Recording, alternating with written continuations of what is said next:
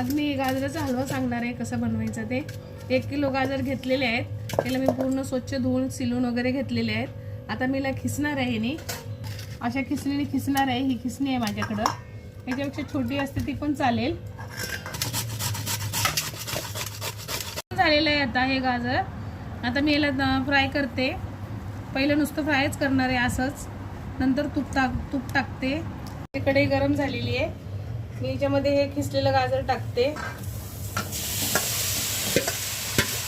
सगळं गाजर टाकलेलं आहे याच्यामध्ये आणि बिना तुपाचं ह्याला असंच फ्राय करून घेणार आहे। हे बघा माझं भाजून झालेलं आहे, याच्यामध्ये तूप वगैरे काहीच नाही आहे, पाणी सगळं सुकलेलं आहे याच्यामधलं।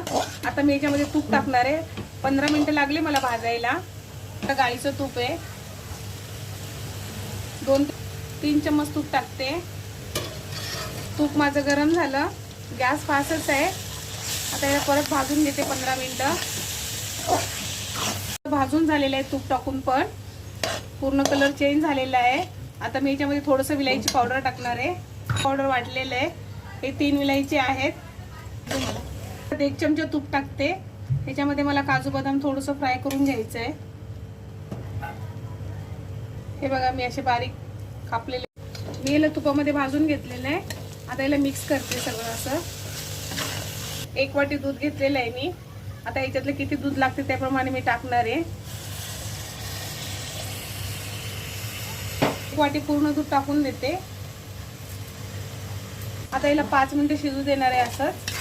5 मिनिटाच्या नंतर साखर टाकू माझा हलवा। आता मी ज्या वाटीने मी दूध घेतलेलं आहे त्याच वाटीने मी साखर टाकते 1 वाटी। हे साखर टाकून झाली, मी याला मिक्स करते आणि परत 5 मिनिटं स्लो गॅसवर ठेवते। हे बघा माझा हलवा आता रेडी झालेला आहे। आता मी गॅस बंद करते। अशी रेसिपी माझी करून बघा, आवडली तर शेअर करा, लाईक करा, कमेंट करा आणि मला सांगत जा तुम्हाला रेसिपी कुठची हवी आहे ते। नक्की मी बनवायचा प्रयत्न करत जाईन।